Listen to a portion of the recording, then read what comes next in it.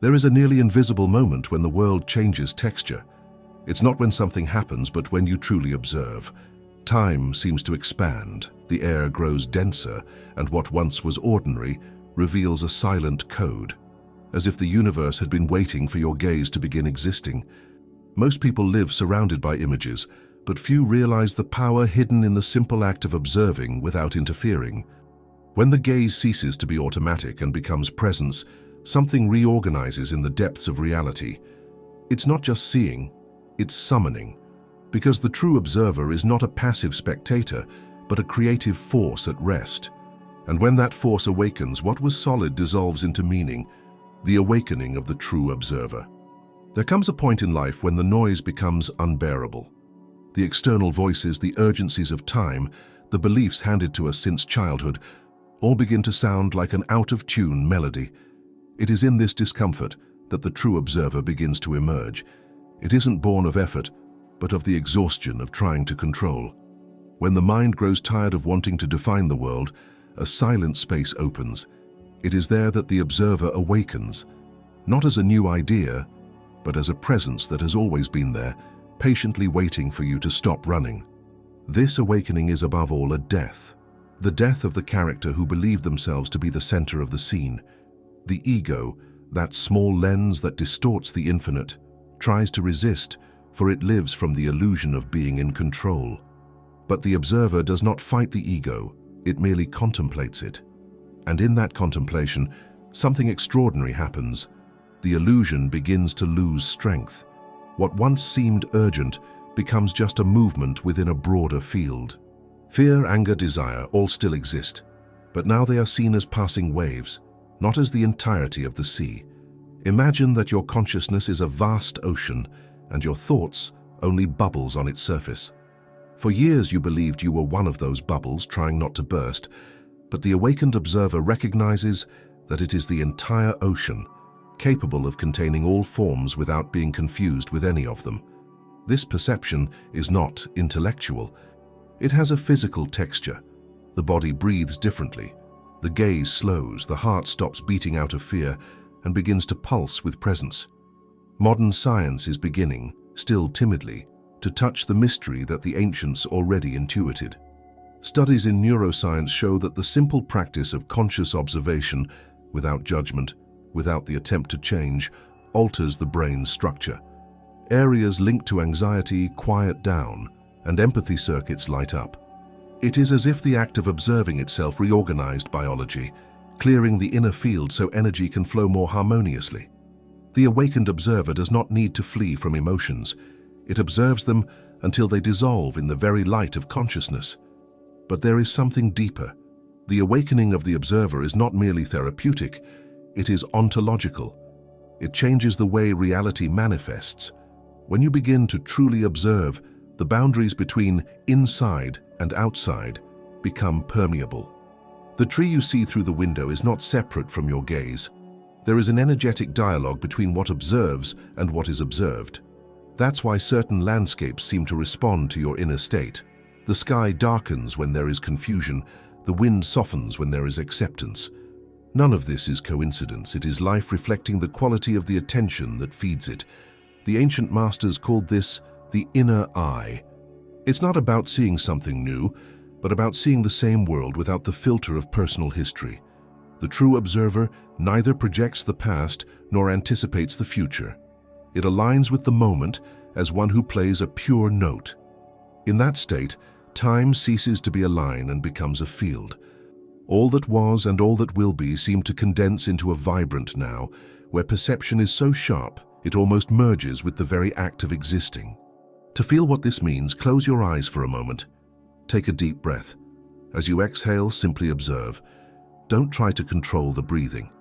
See the air entering and leaving, feel the sensations in the body, the distant murmur of the environment. Notice the impulse to want to change something, and simply observe that impulse too. Gradually, the observer begins to differentiate from what is observed. You are not the thought that arises, nor the emotion that accompanies it. You are the space in which both appear. This simple exercise contains immense power. When practiced consistently, it shifts the center of identity. What once was an anxious I trying to survive the world becomes an open field in communion with it. Perception deepens. The words of others lose the weight of offense. Time becomes more generous. It's as if the entire world breathes with you, and each event, no matter how trivial, becomes a form of teaching. The true observer needs no certainties. It inhabits mystery naturally. It knows that everything contains its opposite, and that chaos is only a temporary dance of the cosmos. Awakening, therefore, is not a point of arrival, but a way of being, a serene alertness where the gaze creates the world and at the same time sets it free. Because at its core, to observe is to love without possessing. It is to allow everything to exist without demanding that anything remain. And in that simple gesture, the entire universe recognizes that you have begun to see again the difference between looking and perceiving. There is a silent abyss between looking and perceiving. Looking is the automatic movement of the eyes. Perception is the opening of consciousness. The first is physical, conditioned, mechanical. The second is vibrational, alive, and reveals dimensions that ordinary sight ignores. To look is to touch the surface of the world. To perceive is to pass through it. It is when vision ceases to be a biological function and becomes an act of communion. While looking measures and compares, perception embraces and dissolves into what it observes. From an early age, we are trained to look, to recognize shapes, names, uses. We learn to catalog reality as if it were an inventory. But perception does not fit into catalogs. It moves between the cracks of the visible, in the spaces where meaning reveals itself before words. When you perceive something, it's not just the object that shows itself. It's you who becomes transparent enough for truth to pass through. Perception is not an action. It is a state. Imagine a man before a bonfire. He looks at the flames and thinks, fire. Perhaps he analyzes its temperature, imagines the fuel, calculates its consumption. But if, in a moment, he abandons analysis and simply allows himself to feel, something changes. The light is no longer fire. It is living presence. The heat ceases to be a physical property and becomes a calling. He is no longer looking at a fire, he is part of the fire. This fusion is the birth of perception. Quantum physics, in studying the relationship between observer and phenomenon, suggests that the act of observation alters the behavior of matter. The electron, when observed, chooses a state. But there is something beyond subatomic mechanics. When human consciousness observes, the world's energy responds with forms, coincidences, and symbols. It is perception that decodes these responses. Ordinary sight sees only facts. Perception reads messages. The universe speaks a silent language, and only those who perceive can hear it. The difference between looking and perceiving also lies in the quality of time. Ordinary sight is fast, impatient.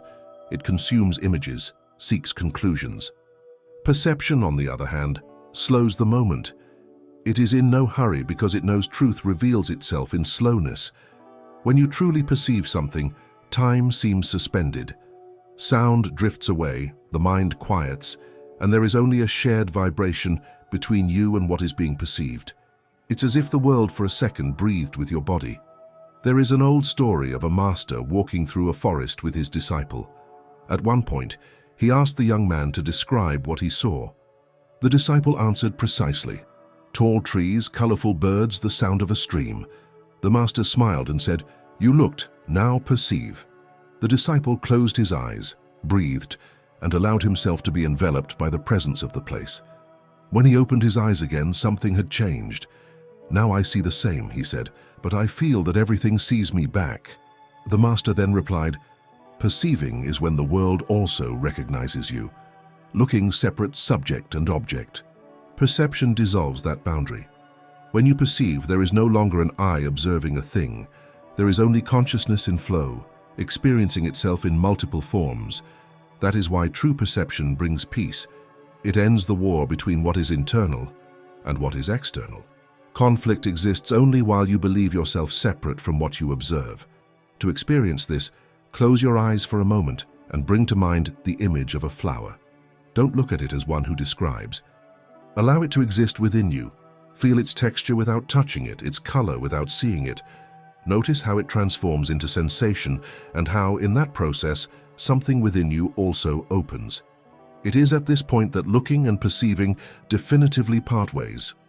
Looking sees an object. Perception recognizes a life. In everyday life, almost everything is looked at, but almost nothing is perceived. We pass by people, places, gestures, and are rarely present enough to notice what truly vibrates there. When you begin to perceive, you discover that reality is made of subtle layers. A simple look at the sky can reveal not only clouds, but movements of energy, memories, presences. Perception transforms the world into a symbolic field, where each detail is a conversation between the visible and the invisible. Looking is light that strikes things. Perception is light that rises from within. When that inner light awakens, it illuminates not the object, but the very space where the object and the observer meet. That is when vision becomes spiritual, not in the religious sense, but in the realization that everything that exists is an expression of the same intelligence vibrating at different frequencies. Perhaps that's why the ancients said that to see is an act of love, because to perceive is to allow something to transform you. And every true transformation requires vulnerability. Looking seeks to understand. Perception surrenders. Looking analyzes. Perception participates. Looking asks what something is. Perception feels what it means to be. When modern man relearns to perceive, he not only changes his relationship with the world, he changes the world itself, for the real molds itself to the quality of the consciousness that observes it. And each time you choose to perceive instead of merely look, the universe reorganizes around that silent gesture. The invisible begins to respond. Coincidences intensify. Destiny seems to gain texture. Because to perceive is, in essence, to remember that the universe was never something outside of you. It has always been the living reflection of your own awakened presence. The vibration changes when consciousness observes. Everything in the universe vibrates. From the spinning stars to the most discrete atom, everything moves in frequencies. The human body, the mind, the emotions, all are vibrational fields in constant exchange with the environment. But there is an even more enigmatic phenomenon. The vibration changes when consciousness observes. This is not a metaphor, it is subtle physics. When attention becomes pure presence, it reorganizes the energetic field around it. What was once chaos begins to align, like iron filings orienting themselves at the touch of an invisible magnet. For centuries, we believed observation was passive, that looking at something did not modify it. But both modern physics and the oldest spiritual traditions reveal the opposite. To observe is to interfere. The simple act of being conscious of what is observed introduces a new frequency into the system. The ordinary mind observes through filters, fear, desire, judgment. Awakened consciousness observes with neutrality, and that neutrality is power. It creates harmony where there was once noise. Think of a lake stirred by the wind. The waves prevent the sky's reflection. So it is with the human mind. When the inner observer awakens and contemplates without trying to control, the wind of agitation ceases. The lake returns to being a mirror of the infinite. And something remarkable happens. The vibration of the environment changes. People around you perceive, even unconsciously, a new serenity in the air. Animals draw near. The atmosphere feels lighter. Coincidences multiply. It is as if the world were responding to the vibrational balance of the observer. Science is beginning to touch this mystery cautiously. Meditation experiments show that cardiac coherence, the state in which the heart, brain, and breathing come into sync, radiates measurable patterns of harmony into the surroundings. Sensitive equipment picks up variations in the frequency of the magnetic field a few meters from the body. What we call vibration is a language of consciousness that technology is only beginning to decipher. Conscious presence emits an energetic signature, and the environment, like a living organism, resonates with it. But there is an essential detail. Not just any gaze transforms vibration. It is the gaze that wants nothing, the gaze that seeks no result. When you observe something while trying to alter it, you are still caught in the field of control, and that intention generates resistance. But when you observe with total acceptance, without the desire for change, the energy reorganizes itself spontaneously. The vibration rises because there is no longer conflict. The neutral observer is like the sun. It does not try to illuminate. It simply is light, and its presence dispels shadow without effort. There is an ancient tale of a hermit who lived in the mountains. They said that wherever he sat in silence, flowers grew faster, animals lost their fear, and even the stones seemed to shine with a different hue. A disciple, curious, asked for the secret. The old man replied, "I only see what is without demanding that it be different." This is the heart of the phenomenon. The vibration changes when consciousness abandons the pretense of domination and begins to witness. The entire universe rearranges itself before pure vision. You can feel this in your body right now.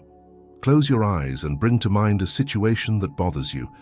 Observe the physical sensations that arise, perhaps a tightness in the chest, a constriction in the throat. Instead of fighting it, just feel it. Allow everything to be there, without trying to push it away. Gradually, you will notice that something shifts. The dense energy begins to move. The simple act of observing with acceptance initiates a process of transmutation. The emotional vibration refines because consciousness has illuminated what was previously trapped in the shadow of rejection. The same happens in the outer world. When someone observes you with judgment, you feel the weight of that vibration. When someone observes you with silent love, there is immediate relief. This happens because the human gaze carries frequency. And the more awakened the consciousness, the more potent the impact of its presence. The ancients knew this and thus spoke of the gaze that heals. The true healer does not impose energy. They observe with such clarity that disharmony cannot remain. The vibration also changes because conscious observation dissolves time. While the ordinary mind thinks of the past or anticipates the future, awakened consciousness anchors itself in the absolute present. And the present is the point of the highest possible vibrational coherence. At this point, everything vibrates in unison, because there is no longer fragmentation. Each atom seems to know what it needs to be. The universe rearranges itself to the rhythm of pure attention. There are moments when this manifests almost magically. You think of someone, and that person calls. A door opens at the exact right moment. An obstacle that seemed insurmountable simply disappears. The mind calls it coincidence. Consciousness calls it vibrational response. The world is not solid. It is a dance of frequencies shaped by the quality of observation. The secret lies in learning to remain in the state of conscious gaze, even in everyday situations. Observe traffic, conversation, silence, everything, as manifestations of the same presence. When you become this presence, the vibrations around you begin to align naturally. Chaotic situations unravel, not by effort, but by resonance.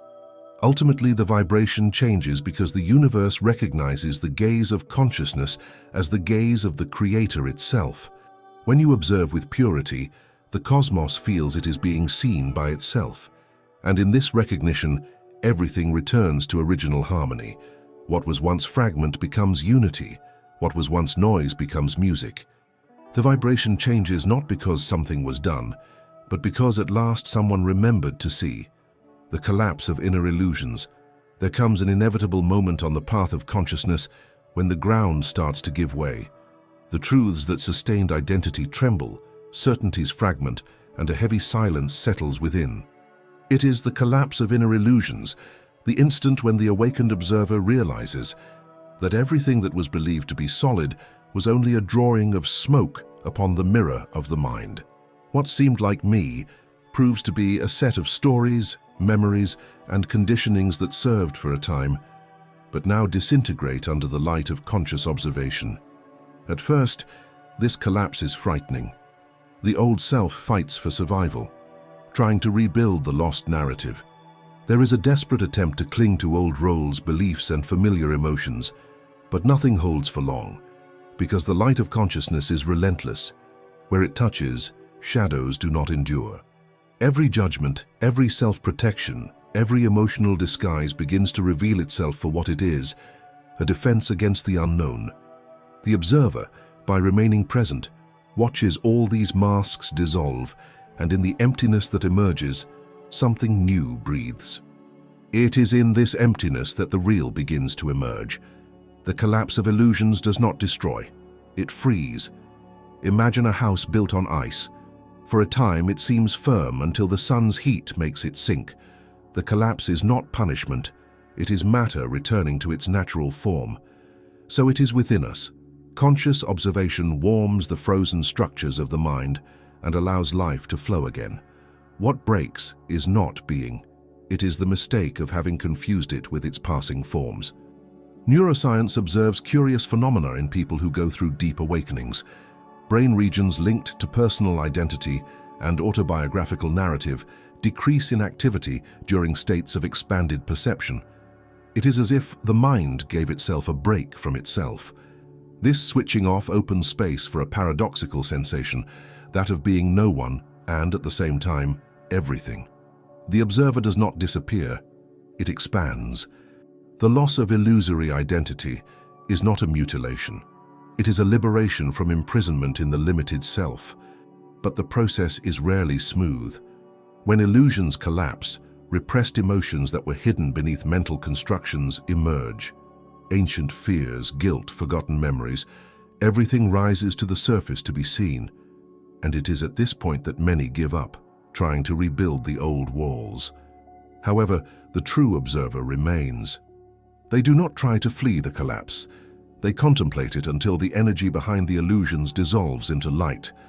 This steadfastness is the crossing that separates the seeker from the awakened. There is a symbolic story of a craftsman who carved sacred images in stone. One day he decides to create a statue that would represent truth. He works for months, shaping perfect forms, but nothing satisfies him. One day, exhausted, he sets down his hammer and chisel. He sits before the raw stone and simply observes. Then, in the silence, he realizes truth had always been there, hidden in the parts he insisted on removing. The moment he stops trying to create, the stone itself reveals its essence. The collapse of illusions is this moment, when effort ceases and being shows itself as it is. To experience this dissolution consciously, one needs courage to remain present before discomfort. When pain arises, do not interpret it, observe it. Feel it as pure vibration without a name. If fear comes, look at it as one contemplates a flame, intense but passing. Gradually, the energy contained in the inner illusions begins to free itself. Suffering is only the mind's resistance to what is already changing. When resistance ceases, the collapse becomes rebirth. In this state, the perception of reality changes completely. Situations that once triggered automatic reactions lose their force. Someone's criticism, loss, failure, everything continues to happen, but it does not penetrate with the same intensity. There is a space between the event and the response, and in that space dwells freedom. The observer begins to perceive that the external world was never the true enemy. It was the internal interpretations that made it hostile. The collapse of illusions is also the collapse of manufactured suffering. Over time, this new clarity becomes serenity. The old identities become vestiges of a story already past. Being no longer needs to assert itself, it simply is. Silence, once uncomfortable, becomes company. Solitude reveals itself as fullness. The observer discovers that it no longer needs to construct meaning. Meaning reveals itself on its own when the gaze is clear. From that point on, the external world also changes texture. People seem more authentic, gestures slower, the air lighter. It is as if reality became more transparent, less laden with projections. What crumbled within frees space for a new way of existing, simple, conscious, vibrant. And when this state is reached, one realizes that the collapse of illusions was not a loss, but the greatest act of love that consciousness can offer itself, the love of allowing itself to see without masks and live without walls. The awakened observer knows that illusions do not disappear forever. They will try to return in new forms. But now there is something different, recognition. They see them approaching, and by seeing them, they lose their power. The mind still creates stories, but the heart remains still. And it is in this inner silence that reality finally reveals itself as it has always been, pure vibration of consciousness, free from the weight of beliefs that tried to imprison it. The power of the neutral observer. There is a point of stillness within every human being where the noise of the world ceases.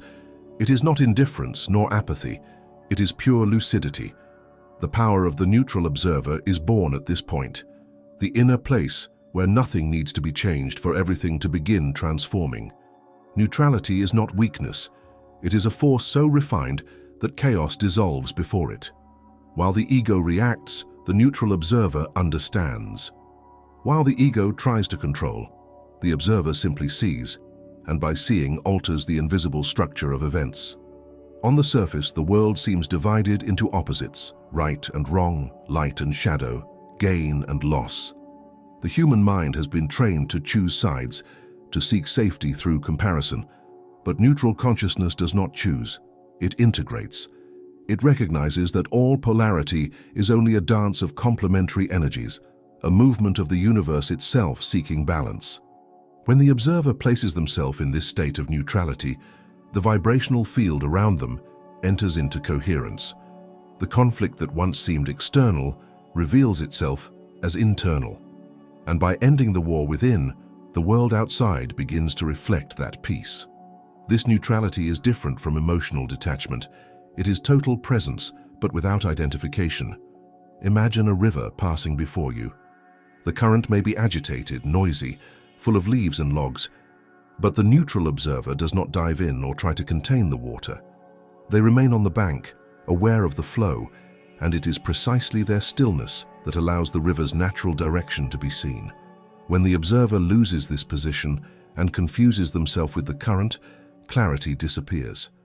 They are dragged by what they observe, and their perception becomes clouded. Neutrality is the return to the bank, the space of wide vision. The power of this posture is immense. Studies on meditation and states of consciousness show that when the brain enters slower waves, alpha and theta, there is activation in areas linked to empathy, creativity, and emotional self-regulation. It is the physiological state of neutrality. At this point, vital energy reorganizes, intuition expands, and complex decisions become simple. The neutral observer acts with precision because they are not bound to the desire for a result. Their action arises from a direct understanding of reality, not from impulses or expectations. Many believe that being neutral is being passive, but the true neutral observer is profoundly active, not through doing but through being. Their mere presence already modifies the field. Think of someone who enters a tense environment and, without saying a word, makes everything calm down. This person imposed nothing. They simply kept their vibration intact. The neutral observer acts like this. They become a point of balance so stable that the surrounding disharmony reorganizes naturally. It is the energy of the center that reorganizes the edges. There is an ancient tale about a monk who was publicly insulted. Before the crowd, he remained silent, his gaze serene. Later, a disciple asked how he managed not to react. The monk replied, "When I perceived the poison in the words, I understood it wasn't about me. It was only pain looking for a mirror, and I chose not to reflect it." This response is the essence of the neutral observer's power. By not becoming a mirror for others' emotions, he breaks the cycle of reactivity. He transforms the environment not through confrontation, but through resonance. To experience this state, continuous practice of self-observation is necessary. When something irritates you, do not try to repress or justify it. Just see it.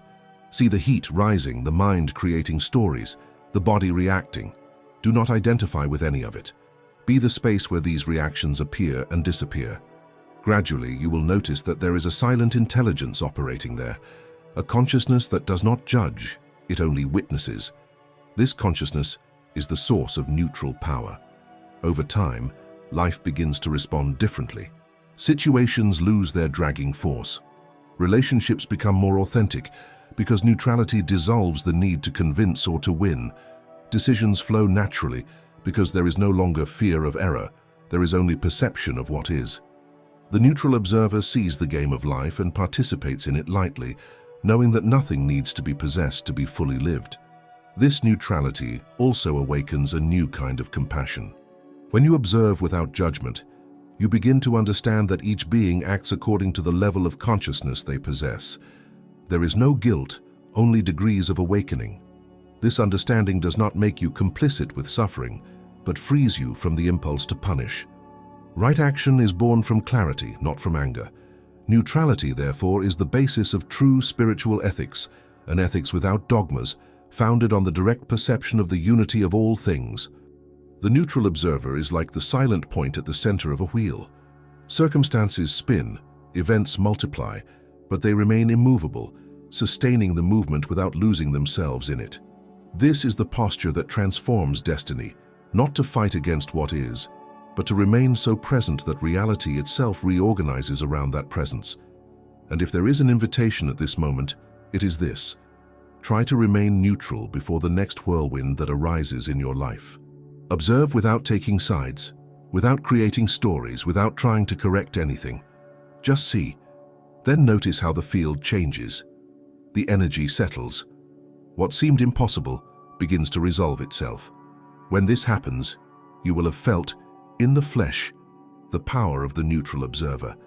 If this idea resonated with you, if something within recognized itself in this lucid silence, leave your gesture of presence here.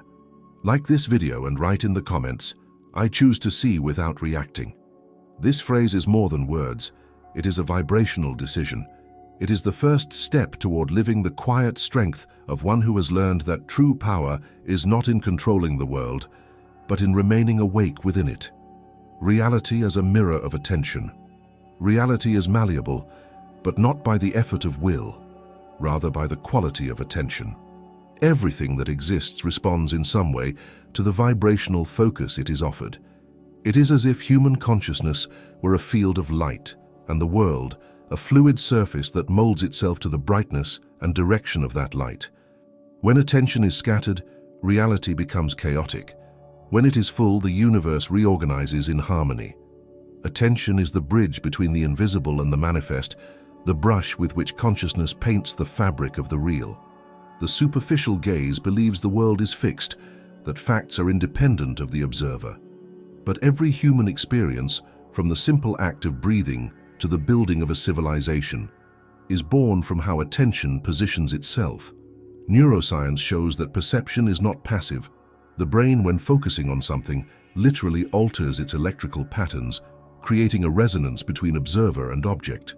What you perceive is, in part, what you decide to illuminate with the focus of your consciousness. Thus, each one inhabits a slightly different reality, shaped by the frequencies of their own attention. Attention is the forgotten power. In ancient times, masters taught that where attention is, energy is, and where energy is, the universe begins to materialize. When someone fixes themselves on thoughts of scarcity, they inevitably attract situations that confirm that belief, not as punishment, but as a mirror. Life does not distinguish what is desired from what is feared. It only reflects the vibrational strength of the gaze that contemplates it. Therefore, learning to direct attention is learning to dialogue with the very fabric of the cosmos. Imagine a painter before a blank canvas. He cannot blame the canvas for the absence of color. It is only a field of possibilities. The same dynamic governs reality. It is not an opponent, it is a mirror. Every emotion, every event, every encounter is a response to the frequency of your presence. When attention becomes conscious, the world begins to return signs of alignment. The right people, synchronized happenings, subtle perceptions that there is an intelligence responding from the other side of the mirror. But there is a paradox. The mirror does not change while you try to force it. The attempt to manipulate reality through mental control only reinforces the reflection of effort. Real transformation occurs when attention becomes pure, disinterested, alive. The universe responds to coherence, not to anxiety. That is why in moments of genuine presence, small coincidences happen as if the world were breathing with you. They are reminders that the real is not outside, but in constant dialogue with the consciousness that observes it. An ancient Tibetan text said, "Reality is a still lake. The waves are the distractions of the mind." When attention is dispersed, the lake is stirred, and the reflection is distorted. When attention stabilizes, the reflection becomes clear again. Thus, the world does not need to be fixed. only seen with clarity. External chaos is often the faithful portrait of a fragmented attention. Gathering attention is gathering the world.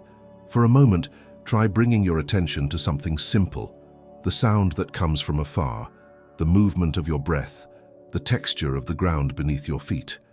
Observe how the body reacts. There is an immediate reorganization. Thought slows down, energy condenses, and the environment seems more real. This is the direct effect of conscious attention. It restores contact with the now, and the now is the only point where the real actually happens. Reality also responds to the emotional quality of attention. When you observe something with gratitude, that vibration multiplies. When you observe with rejection, resistance intensifies. It is not about forcing positive thoughts, but about recognizing that each gaze is an energetic seed planted in the field of the universe. If consciousness is the soil and attention is the water, what blooms will always be proportional to the way you look. Wisdom lies in cultivating a gaze that does not deny what it sees, but chooses to see with wholeness. There is a subtlety in this process. The more conscious attention becomes, the more transparent the relationship between inside and outside grows. The boundaries dissolve. What once seemed an external occurrence reveals itself as an extension of your own vibrational field. It is the universe showing, in the form of events, the state of your energy, not as punishment but as guidance. Reality is a silent teacher, continuously reflecting what still needs to be seen, welcomed, or released. The practice is simple but profound. Observe without judging, choose without attachment. Keep attention in coherence with what you wish to experience. When this attention stabilizes, the world begins to speak in symbols. A casual look reveals answers. A phrase overheard by chance brings the needed insight. Everything aligns because reality is not rigid. It is malleable to awakened consciousness. At bottom, the secret is to understand that the mirror of the world is not out there. It is the very field of attention vibrating at different densities. And when the observer learns to see the reflection without confusing themselves with it, life becomes a dance of perceptions. Nothing is against you. Everything is revelation. What seemed an obstacle becomes a message. What seemed coincidence reveals purpose. The power lies and has always lain in attention. And when it is offered in wholeness, the real bows, grateful, before the gaze that finally learned to see. For reality is not a prison. It is an echo. And the echo only repeats the note you emit. Synchronicities as answers. There are moments when life seems to conspire with poetic precision. A name heard by chance, an improbable meeting, a phrase read at the exact moment it was needed. Everything seems orchestrated by an invisible intelligence.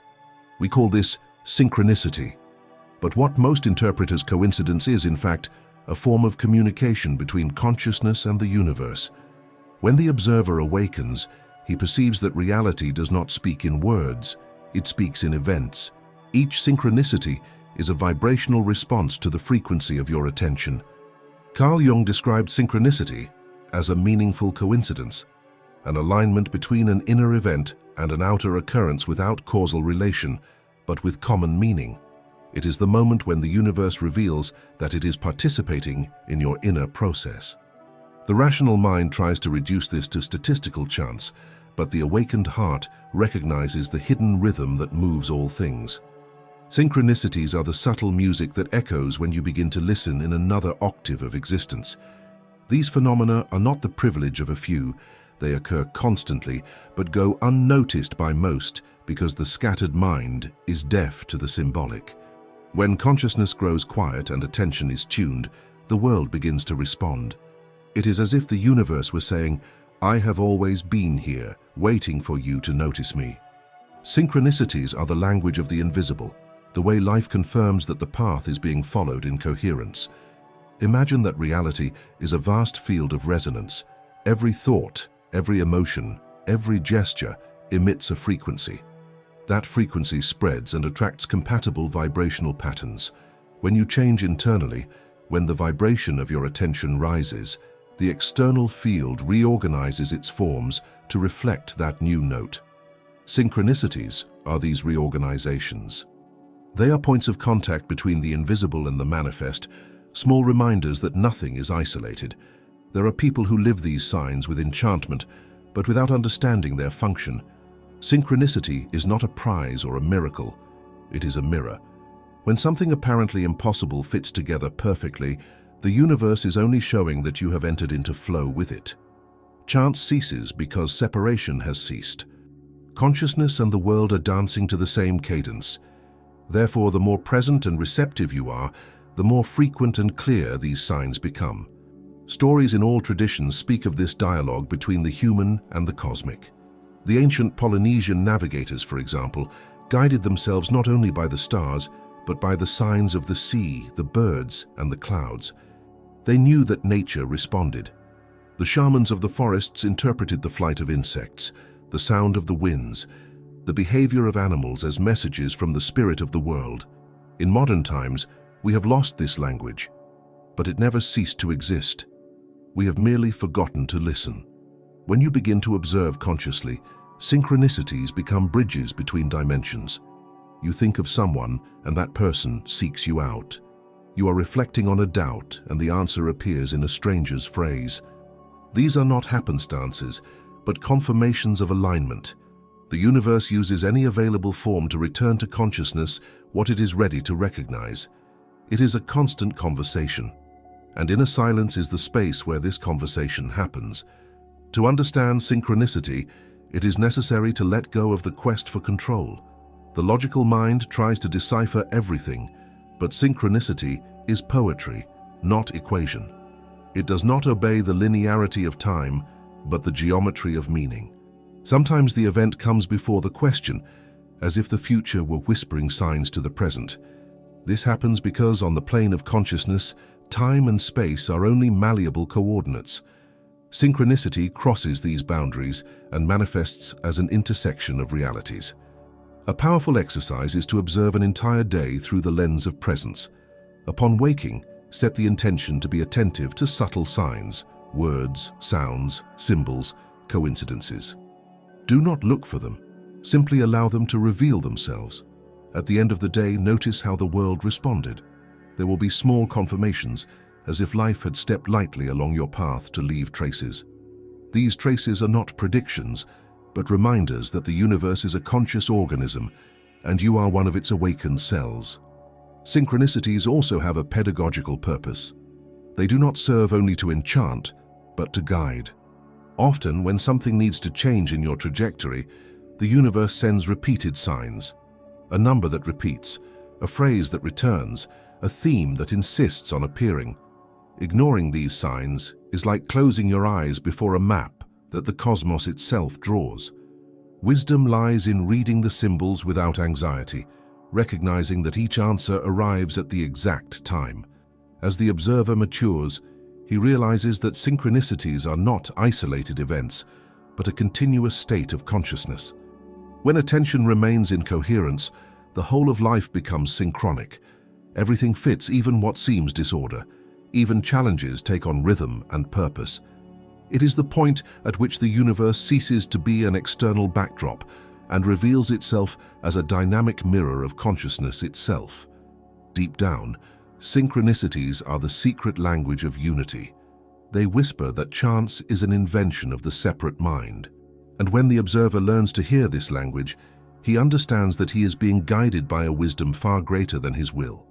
Then, each day becomes a dialogue, each coincidence, an answer.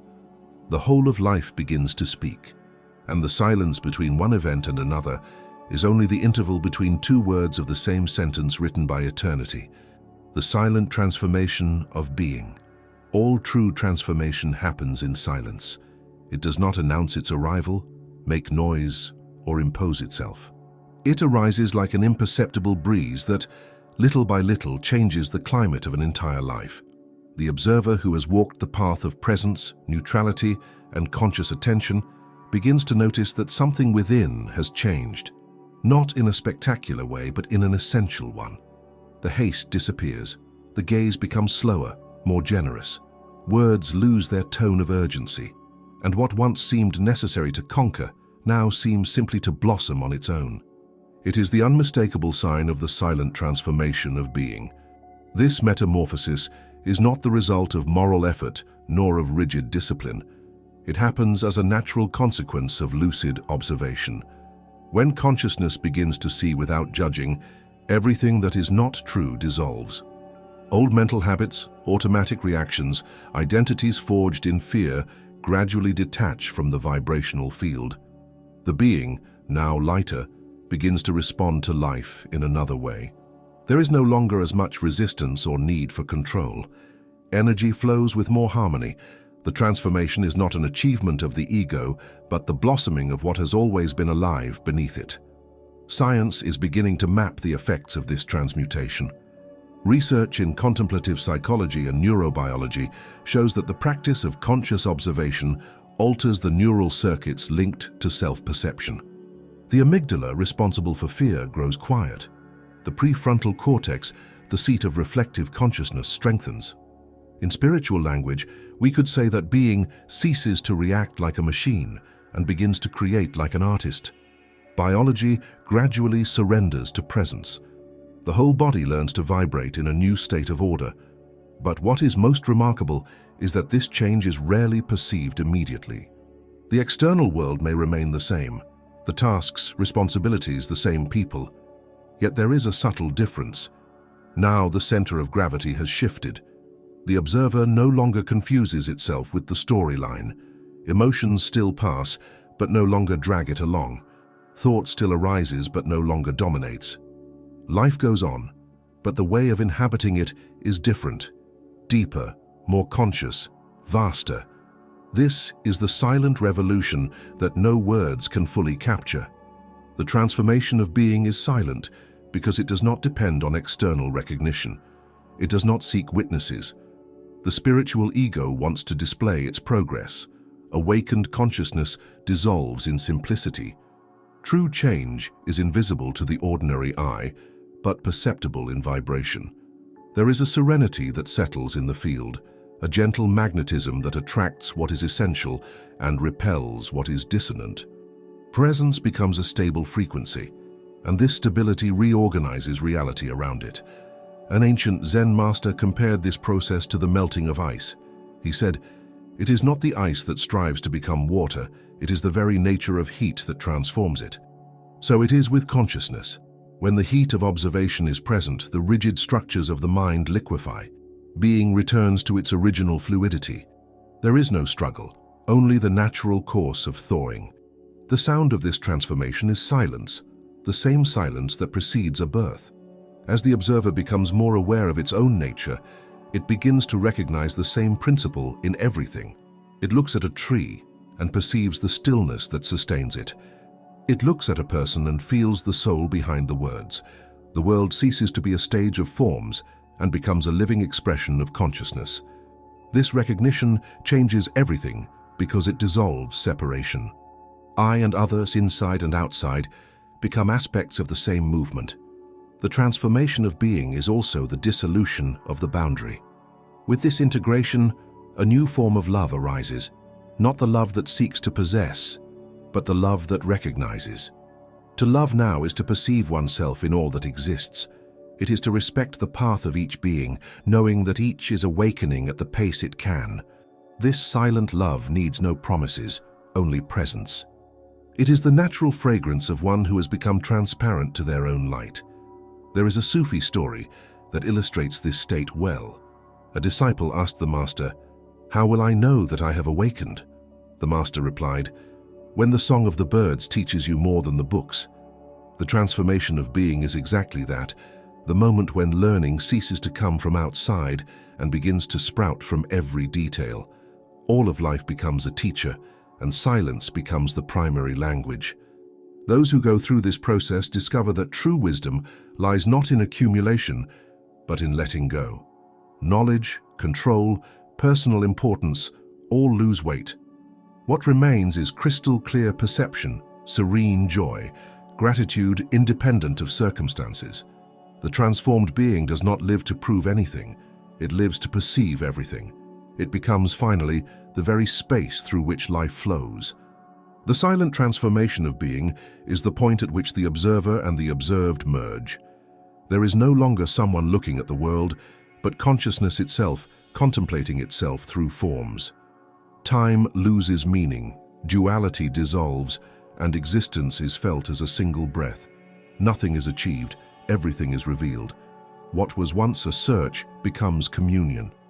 And thus, without announcement, without ceremony, the awakened being walks among ordinary people as if nothing had happened. But something has happened, the deepest of happenings. It has ceased to be a fragment trying to understand the whole, and has become the whole recognizing itself in a fragment. This is the discrete miracle that changes destiny without needing words. The silent transformation of being is not the end of the path, but the beginning of true life. The life that does not need noise to exist, for it is sustained by the unending music of its own silence. In the end, everything returns to the simple act of observing. There is no technique, no hidden secret, only consciousness, silent, awakening to itself. When the gaze ceases to seek and simply is, the universe reveals itself as an extension of the soul itself. Everything that seemed external becomes a response. Everything that was noise turns into harmony. The observer and the world recognize each other, and in that instant, time ceases. Transformation does not come from doing, but from seeing. If you have reached this point, write in the comments, "I see the invisible." That way I will know you have walked to the end of this video, and if you felt this vibration in every word, subscribe to the channel, so that we may continue together, looking at the world with the awakened consciousness of one who has already learned to see.